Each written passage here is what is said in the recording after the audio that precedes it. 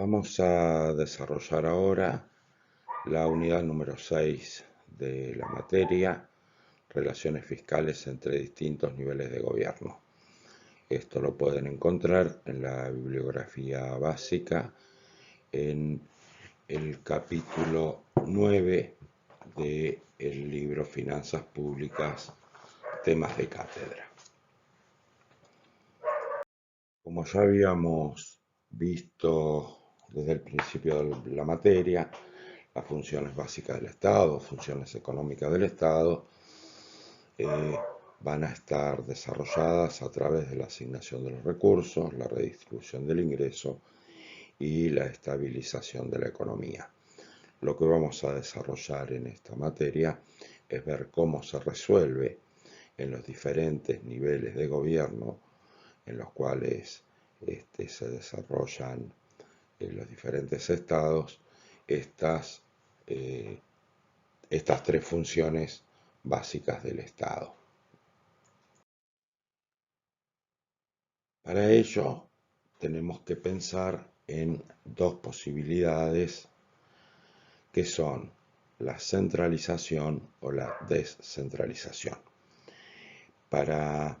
poder determinar cuál es lo más conveniente, vamos a ver en cada uno de los casos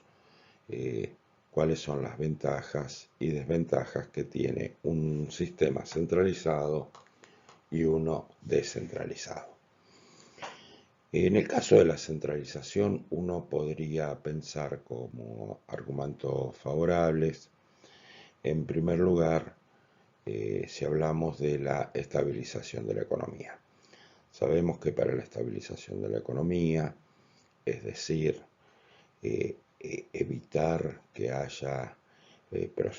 altos procesos inflacionarios y a su vez buscar de alguna manera que los niveles de desempleo tampoco sean elevados, vemos que un sistema centralizado es conveniente. ¿Por qué es conveniente? Porque básicamente la aplicación tanto de políticas monetarias como políticas fiscales o políticas de deuda pública van a tener un mejor impacto en lo que respecta a la estabilización de la economía si esto se hace en forma centralizada. Pensemos en políticas monetarias, es decir, básicamente en lo que tiene que ver en el aumento de la oferta monetaria, y esto se puede realizar con diferentes herramientas, pero bueno, básicamente incrementos en la base monetaria y que todos los distritos subnacionales, pensemos en una división política como la que tenemos nosotros, que serían todas las provincias, pudieran aplicar este tipo de política. Es decir, que cada uno de los distritos podrían emitir su propia moneda. Bueno, obviamente esta emisión de su propia moneda por parte de cada uno de los distritos van a llevar a una imposibilidad de control inflacionario y por lo tanto no se va a poder cumplir con esta función de la estabilización de la economía. Lo mismo podemos pensar si en lugar de tratar de cobrar tributos como una de las herramientas de política fiscal que pueden tener las provincias, se optara por el endeudamiento y este endeudamiento no fuera de alguna manera administrado a nivel central. También sucederían cosas similares y además con el agravante que este endeudamiento provincial rápidamente se convertiría para este espacio subnacional en deuda de tipo externa. Es decir, cuando se aplican políticas de endeudamiento con emisión local y contenedores locales, esta deuda en general es en moneda nacional, con la cual los países van a poder emitir en el momento de que sea necesario si tuvieran que atender esta deuda, y a su vez los tenedores son locales. Sabemos que la extranjerización de este tipo de deuda es bastante dificultosa a nivel nacional. Y esto tiene como ventaja la no posibilidad de extranjerización, que esta deuda se convierta en deuda interna, es decir, que se atiende con moneda que es de uso local y por lo tanto la posibilidad de creación de la misma, pero además tiene la ventaja que el atender luego este endeudamiento va a hacer que los flujos sean totalmente internos, es decir, la sociedad tendrá que hacer un esfuerzo para pagar el endeudamiento, pero a su vez esos recursos también quedan dentro de la frontera, puesto que los tenedores de los bonos y por lo tanto los que van a recibir estos flujos de dinero van a ser tenedores locales. Si uno piensa en este mismo esquema, pero a nivel provincial, vemos que la posibilidad de que los tenedores de bonos se trasladen a otras localizaciones, es decir, a otras provincias dentro del mismo territorio, es algo de mucha mayor facilidad y por lo tanto rápidamente para ese nivel subnacional de gobierno esta deuda se convierte en externa y por lo tanto la atención de los locales de este endeudamiento cuando se tenga que pagar generará flujos de dinero desde ese nivel subnacional, que es el que va a tener que atender el endeudamiento realizado, hacia los tenedores que pueden estar en otra localización, lo cual va a generar un desbalanceo dentro de esa parte del territorio subnacional. Es decir, que tanto las políticas monetarias como las políticas de deuda principalmente y algunas políticas de tipo fiscal que veremos un poquito más en detalle cuando tratemos el tema de redistribución del ingreso, vamos a ver que el nivel centralizado nos estaría garantizando un mejor funcionamiento en este aspecto. Cuando nosotros vemos el segundo de los aspectos, que es la redistribución del ingreso, también un esquema centralizado va a ser más conveniente, porque un sistema de redistribución del ingreso estaría dado por un esquema de tributos y subsidios. Dado que en la redistribución uno estaría pensando que los tributos deberían ser cobrados a aquellos que tienen mayor capacidad contributiva y los destinatarios de los subsidios son aquellas personas que tienen un bajo poder adquisitivo y por lo tanto sus necesidades no satisfechas, veremos que si esto lo dejamos en manos de niveles de gobiernos subnacionales, va a generar un desbalance territorial. Es decir, aquellos que están en condiciones de pagar mayores impuestos van a elegir localizarse en aquellos lugares donde justamente la carga impositiva sea menor. Mientras que aquellos que no tienen posibilidad de conseguir ingresos para su subsistencia y que necesitan de los subsidios, se radicarán en aquellos lugares donde los subsidios sean más importantes. Es decir, que en los espacios en los cuales se busque esquemas redistributivos fuertes, por lo tanto esquemas de impuestos progresivos destinados a los a que paguen aquellos que tienen mayor capacidad contributiva para poder atender a aquellas personas que tengan menores recursos, va a suceder que los que tienen que pagar los impuestos para atender este programa o este esquema de tributos subsidios se radiquen en otro lugar donde no tengan que esta carga impositiva, mientras que los que reciben los subsidios se quedarán en este lugar para tener el beneficio, lo cual va a generar un desbalance. Si uno piensa en este esquema de tributos subsidios a nivel nacional, es decir, a nivel centralizado, va a evitar este desbalance de que los más pudientes se radiquen en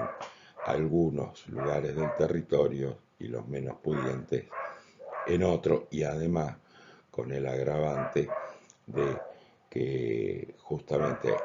aquellos lugares subnacionales donde se quiera atender esta redistribución del ingreso no cuenten con los recursos suficientes, puesto que aquellos que deberían atenderlo con sus tributos no están radicados en el lugar.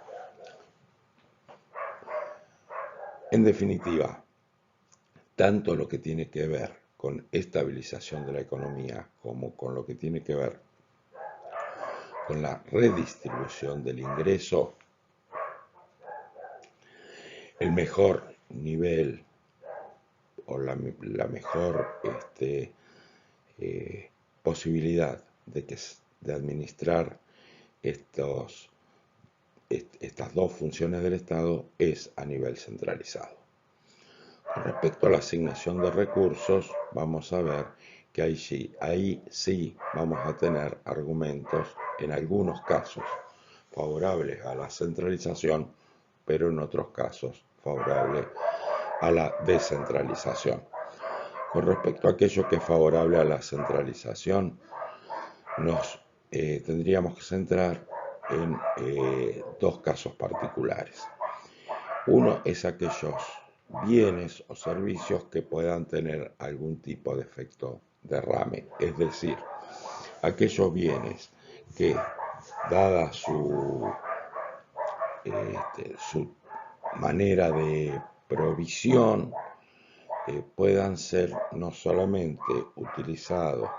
por los residentes locales, sino también por los residentes de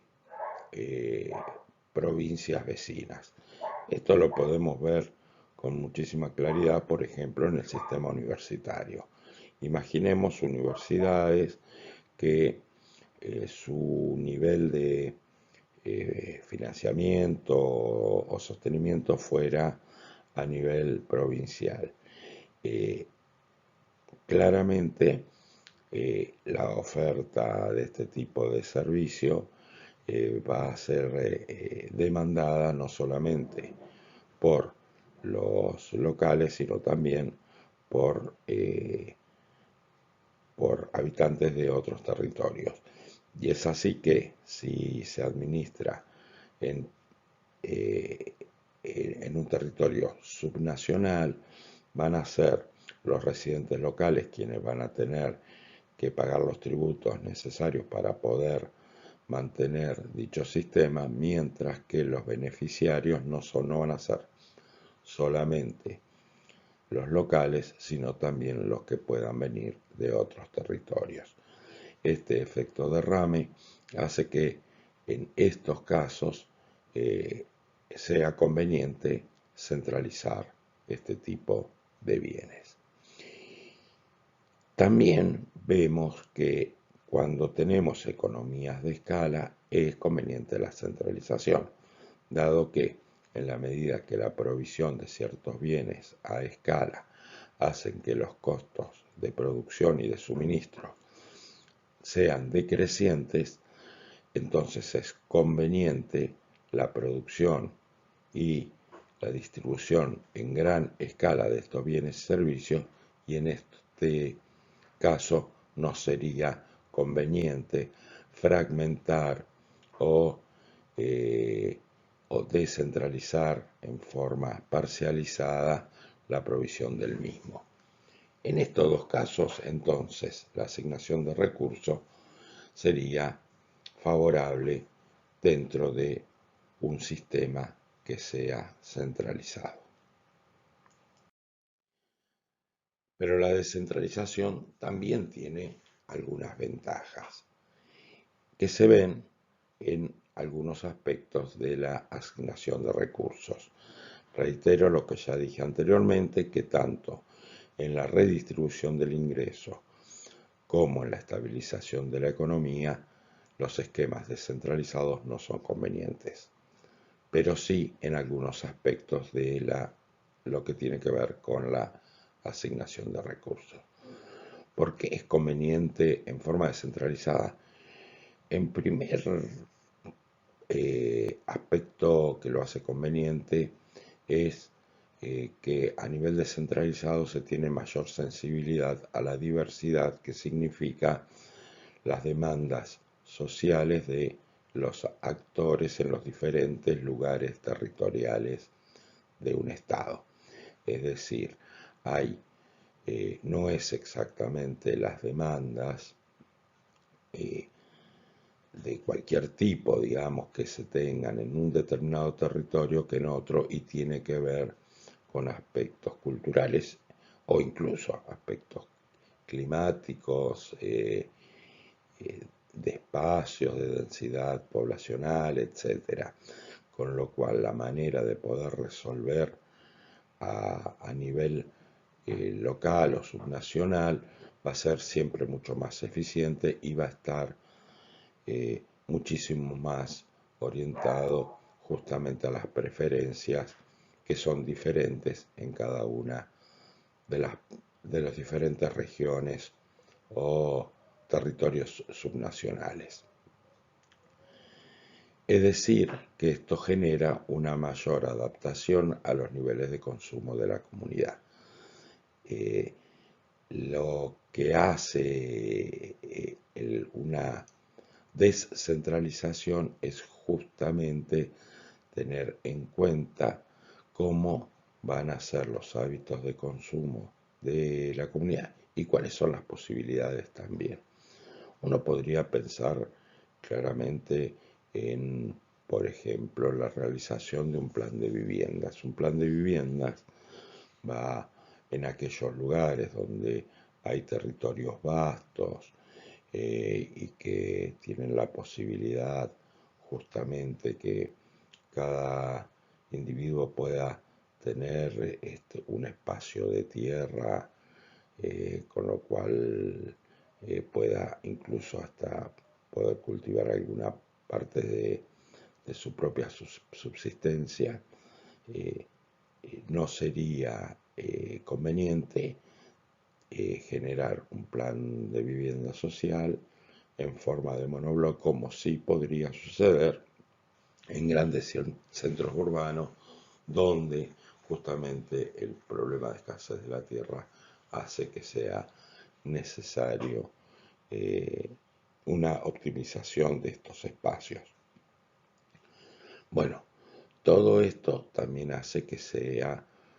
haya una mayor eficiencia económica. Esta mayor eficiencia económica se va a ver reflejada a través de lo que se conoce como correspondencia fiscal. La correspondencia fiscal justamente es el centro o el motivo principal de los argumentos a favor de la descentralización. ¿Por qué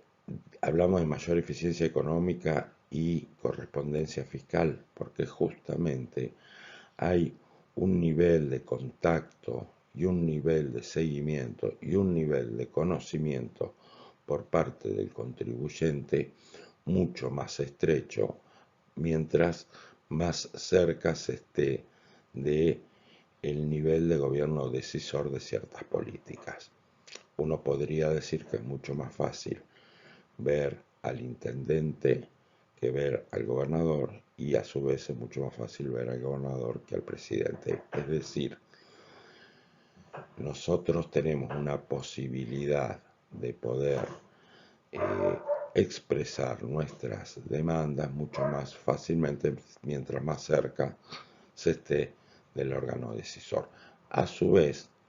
el que decide también va a estar mucho más cerca de cuáles son las preferencias individuales mientras se esté más cerca de quienes justamente son los demandantes. Pensar en provisiones uniformes a nivel nacional de ciertos bienes y servicios obviamente nos llevaría a una situación en la cual estaríamos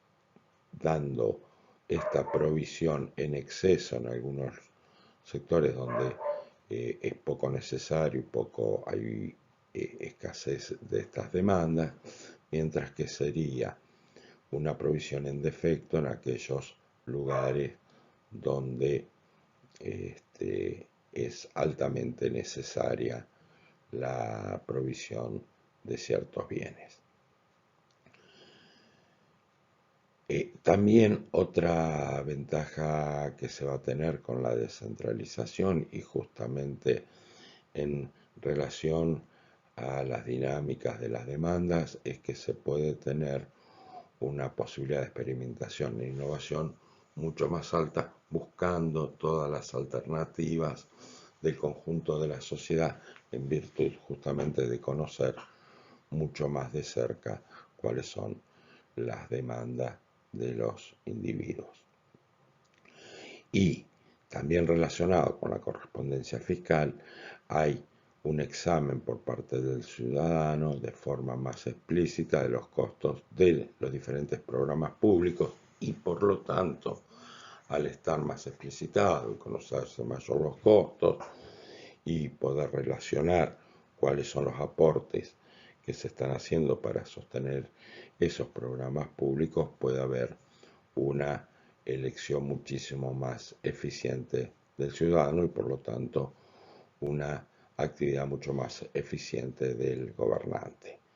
Y como dijimos, el gobierno local, al estar mucho más cerca del ciudadano, va a poder atender con mucho más claridad las diferencias que existen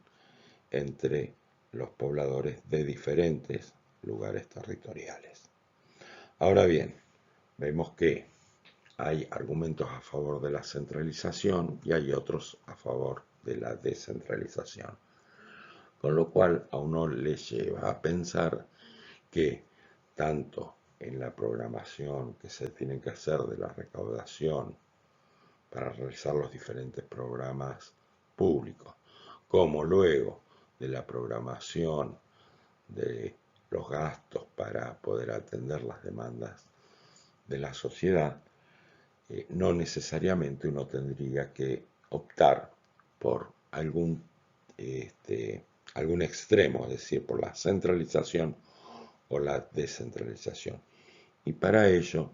se han buscado diferentes mecanismos que traten de tener en cuenta los mejores métodos de un sistema centralizado combinado con aquellos mejores métodos relacionados con la descentralización. Es decir, centralización y descentralización pueden convivir con algunos mecanismos. Y es así que se han buscado, con respecto a los recursos, dado que se van a convivir la centralización y la descentralización, distintos modelos teóricos que permitan justamente que haya esta convivencia entre centralización y descentralización, que de última no es otra cosa que lo que conocemos como federalismo fiscal. Este federalismo fiscal ha tenido diferentes mecanismos posibles para la distribución de los recursos entre los diferentes niveles de gobierno. Vamos a ver algunos de estos mecanismos teóricos. El primero es el de separación de la fuente, que significa que los impuestos que corresponden en forma exclusiva a diferentes niveles de gobierno. Es decir, habrá algunos impuestos que van a estar destinados, o en realidad se le va a dar potestad para que sean recaudados a un determinado nivel de gobierno, y hay otros que van a estar, cuya potestad va a estar en otro nivel de gobierno. Y se van a separar con claridad unos de otros, no pudiendo avanzar sobre ciertas fuentes de impuestos un nivel que no esté autorizado para ello. Otro de los mecanismos es el de concurrencia de facultades tributarias. En este caso, cada nivel del gobierno puede aplicar diversos tipos de tributación sin limitación. Es decir, de alguna manera, lo que estaríamos planteando aquí es que no importa el nivel de gobierno, todos pueden cobrar tributos de cualquier especie. Aquí es un esquema que puede tener mayores complicaciones, dado que se puede dar doble o triple imposición, dado que todos podrían cobrar sobre una misma especie de impuesto. Otro esquema es el de las cuotas suplementarias. Las cuotas suplementarias es el gobierno de menor nivel puede aplicar algún tipo de tasa o exención sobre la base tributaria determinada por una unidad política que actúa como recaudadora. Es decir, a partir de algunos impuestos ya existentes de un nivel más alto, otro nivel de gobierno inferior va a poder aplicar algún tipo de cuota suplementaria, tanto en más como en menos, en base a lo que ya se determinó a un nivel más centralizado. Una cuarta esquema teórico es el de asignaciones globales. Las asignaciones globales plantea que hay fondos que el gobierno central asigna a los niveles inferiores de gobierno para financiar sus déficits fiscales, y es en forma discrecional. Es decir, va a ser el nivel central el que va a recaudar y luego solo va a destinar a los niveles subnacionales de alguna manera cuotas compensatorias y en forma totalmente discrecional para que puedan atender estos niveles subnacionales sus déficits. Y por último, el que está vigente en nuestro país es el sistema de coparticipación federal, que es un sistema de transferencia de recursos cobrados por el nivel recaudador hacia otros niveles de gobierno. Es decir, hay una parte de los impuestos o de los tributos generales que los espacios subnacionales han delegado facultades a un espacio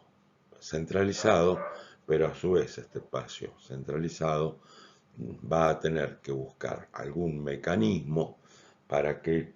haya un retorno vía transferencia de estos recursos cobrados a los diferentes niveles subnacionales. Si vemos las etapas históricas de la distribución de los recursos en nuestro país, podemos encontrarnos que hay una primera etapa entre 1853 y 1890, que es establecido por la Constitución del 53, donde hay un esquema donde el gobierno federal atendió sus necesidades financieras con lo producido del derecho de aduana, es decir, el comercio exterior, la explotación y ventas de tierras públicas y el empréstito externo, mientras que las provincias iban a financiar con gravámenes locales de carácter indirecto. Es decir, había una separación clara de la fuente. Las provincias financiaban totalmente sus erogaciones y esta etapa se va a dar en un tiempo histórico en el que el gasto público se limitaba casi exclusivamente a la seguridad, la justicia y la defensa. Recordemos que es una etapa prácticamente donde todavía estaba en formación el Estado Nacional, que se consolida como tal con la generación argentina del 80. Todavía estábamos en una etapa incluso de disputas y anarquías internas que recién se estaban madurando en un proceso de formación de un Estado realmente con cierta homogeneidad. Luego hay una segunda etapa que es ya con la generación argentina del 80, si se quiere, y ya con un Estado más consolidado que se va a dar entre 1891 y 1934. A partir de una fuerte caída del comercio exterior, entra de alguna manera en crisis este modelo eh, agroexportador y se afecta a los recursos aduaneros a nivel nacional, el Estado va a comenzar a hacer uso de su poder de imperio y va a empezar a cobrar impuestos, como va a ser el de las transacciones y el impuesto a los réditos en el año 1934.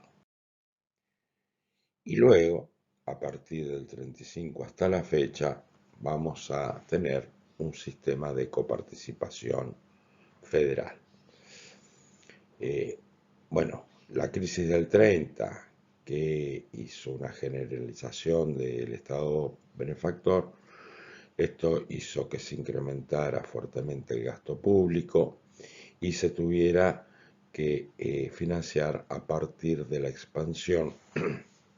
de los sistemas impositivos. También hay un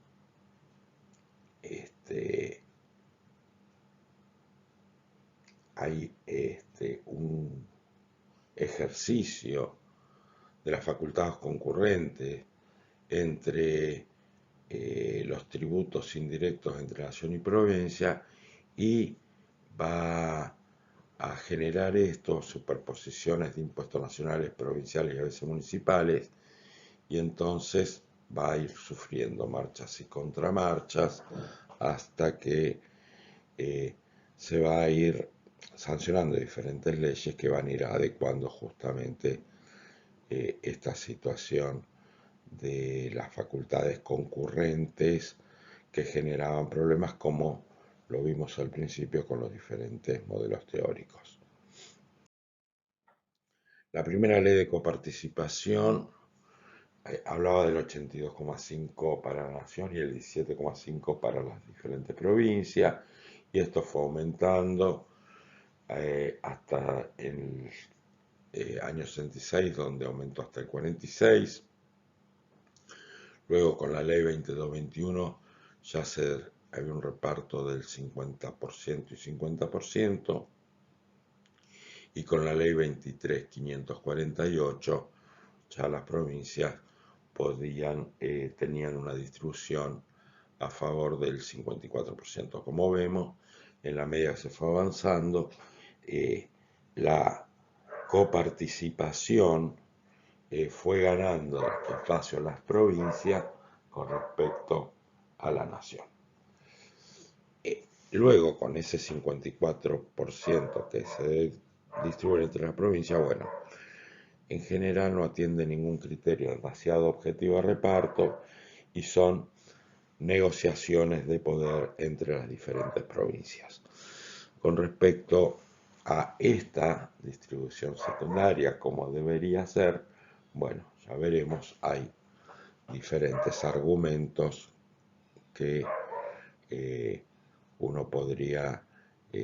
plantearse como variables objetivas y que unas están en contraposición de las otras.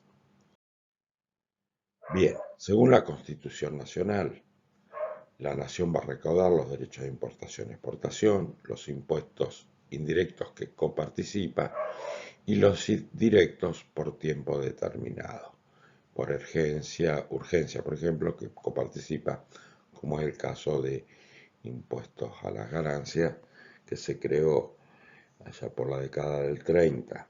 por única vez ante una situación de urgencia, pero todavía está vigente. Por su cuenta, a su vez, las provincias van a recaudar los impuestos directos e indirectos, aquellos que no haya cedido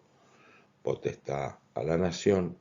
y van a recibir parte de los impuestos directos e indirectos que recauda la nación a partir de la coparticipación federal. Bueno, aquí les dejamos un esquema bastante general de cómo es el laberinto de la coparticipación en Argentina, como para que lo puedan ir viendo con algún nivel de detalle. Pero sí nos parece importante ver cómo es el esquema general de coparticipación. Dijimos que hay una serie de impuestos que las provincias van a delegar parte de su soberanía a la nación para que la nación sea quien recaude. Esta recaudación de estos impuestos, que son los coparticipables, van a generar la masa coparticipable, que es el total de recursos disponibles para que haya para que se hagan tanto las actividades que se hacen en forma centralizada como las descentralizadas. Una vez que se determina cuál es la masa coparticipable, viene lo que se conoce como distribución primaria. Es un porcentaje que queda a nivel central y un porcentaje que se destina para que luego se redistribuya.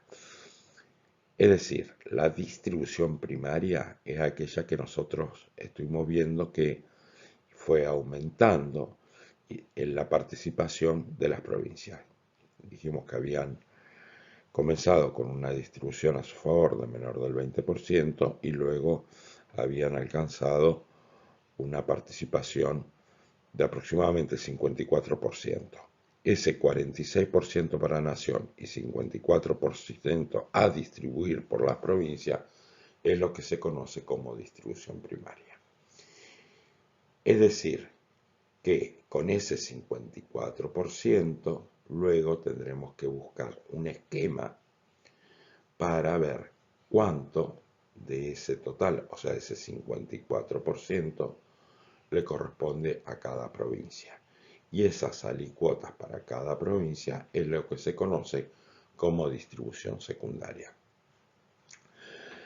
Es decir, del total que le corresponde a las provincias, qué porcentaje le toca a cada provincia es la distribución secundaria.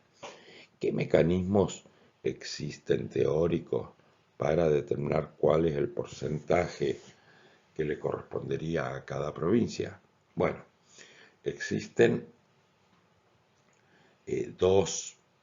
líneas de argumentación que están contrapuestas unas con otras. Una es pensar que el esquema que se debe tener en cuenta para esta distribución secundaria debe ser del tipo devolutivo, es decir, aquellas provincias que tienen mayores actividades y por lo tanto son las que más aportan justamente a la masa coparticipable, deberían ser a su vez aquellas que reciben un mayor porcentaje. Es decir, que si una provincia es más rica y por lo tanto genera más recursos y por lo tanto aporta más a la masa coparticipable, luego en la distribución secundaria será también la que debe recibir más. En contraposición a este argumento está el argumento de que tienen que ser de tipo compensatorio, es decir, que aquellas provincias que están en una situación mucho más vulnerable, que tienen menores niveles de desarrollo, que tienen mayor cantidad de necesidades, que no tienen capacidad para generar recursos, deberían tener un mayor porcentaje de participación justamente para que no quedan abandonadas al destino y que puedan tener alguna posibilidad de reconvertir sus aparatos productivos y justamente poder generar riqueza, es decir, no abandonarlas y de alguna manera evitar de que justamente esos lugares que no van a tener recursos vayan expulsando en forma permanente a su población o en su defecto sean pobladores totalmente olvidados y con menores posibilidades que en el resto de los distritos. En realidad, ambos argumentos tienen su fortaleza, pero si uno piensa en un Estado nacional, federal y que con un desarrollo generalizado, claramente no se debería, o por lo menos no se debería tomar solamente aspectos devolutivos para hacer la distribución, dado que eso haría que se profundicen las desigualdades. Ahora bien, ¿cómo es esta distribución secundaria en nuestro país? Bueno, no ha seguido, si bien se han argumentado de un lado y del otro, pero no ha seguido ningún tipo de esquema de variables que pudieran generar alicuotas que fueran relativamente objetivas, sino que ha sido una puja de poder permanente y que responde justamente más al poder político de los diferentes distritos que algún tipo de argumentación que sea sólida o de la búsqueda de variables que fueran mucho más objetivas. ¿Cuáles son los impuestos que se coparticipan? Bueno, acá le presentamos como es la masa coparticipable bruta. Hay algunos impuestos que se coparticipan en un 100%, hay otros que solamente se coparticipan en un nivel de porcentaje menor, pero bueno, con todos esos impuestos se hace la masa coparticipable. Hay una parte de esa masa coparticipable que va al Sistema Nacional de Seguridad Social y otro que va al Fondo Compensador de Desequilibrios Fiscales Provinciales y queda la masa coparticipable neta. No sé si recuerdan cuando vimos el tema del sistema previsional, que vimos los dos sistemas puros, y cuando hablamos del sistema de reparto decíamos que bueno, que en realidad en Argentina es un sistema de reparto, pero no puro, porque para poder mantener algún nivel eh, más o menos importante de jubilaciones, la masa que se producía por los aportes de los activos era insuficiente, entonces era necesario poder contar con otros recursos. Bueno, aquí cuando nosotros hablamos del Sistema Nacional de Seguridad Social, que se detrae de la masa coparticipable bruta, ese 15%, es lo que va destinado también al sistema previsional. La ley de coparticipación 23.548, como dijimos, en materia de distribución secundaria, que es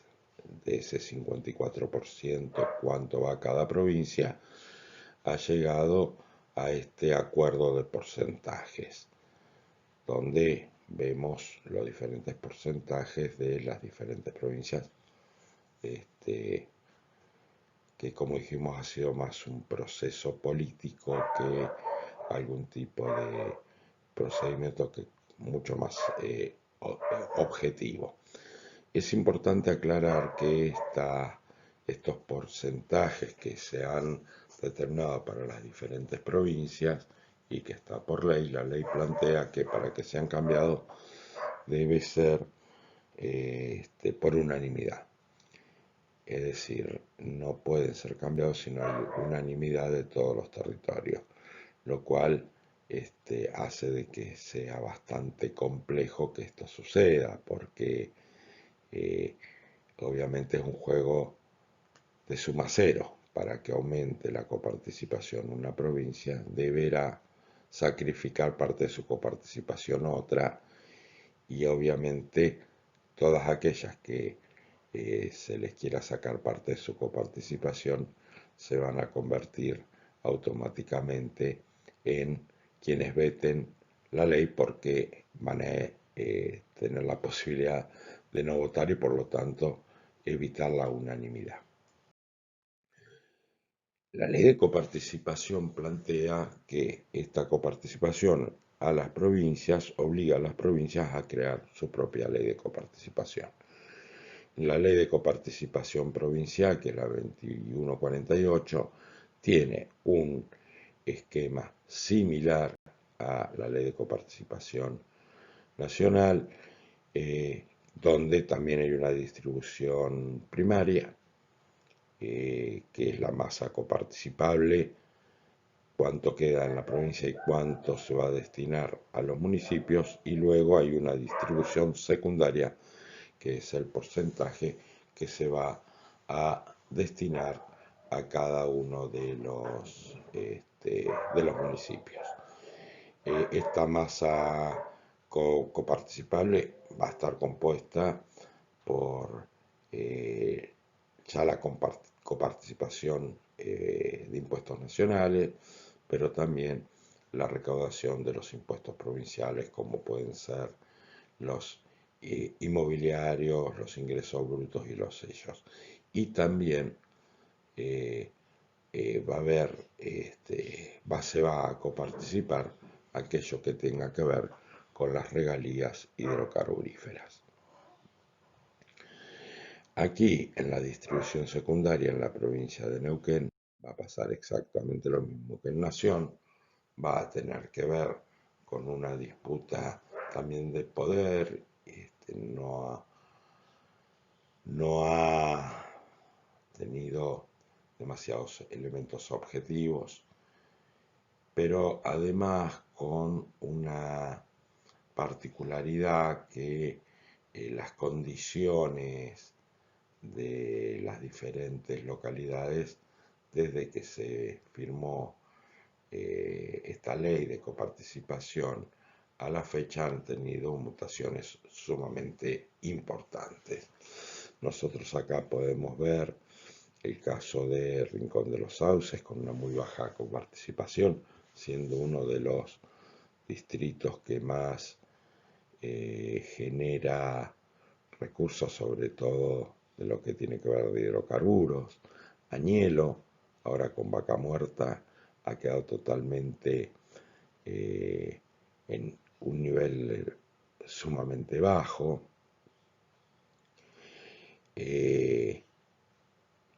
Y por otro lado vemos Plotier, por ejemplo, y Centenario, que se han constituido en las poblaciones más importantes en nivel de habitante en los últimos años, después de Neuquén Capital. Han quedado postergadas con aquellas ciudades que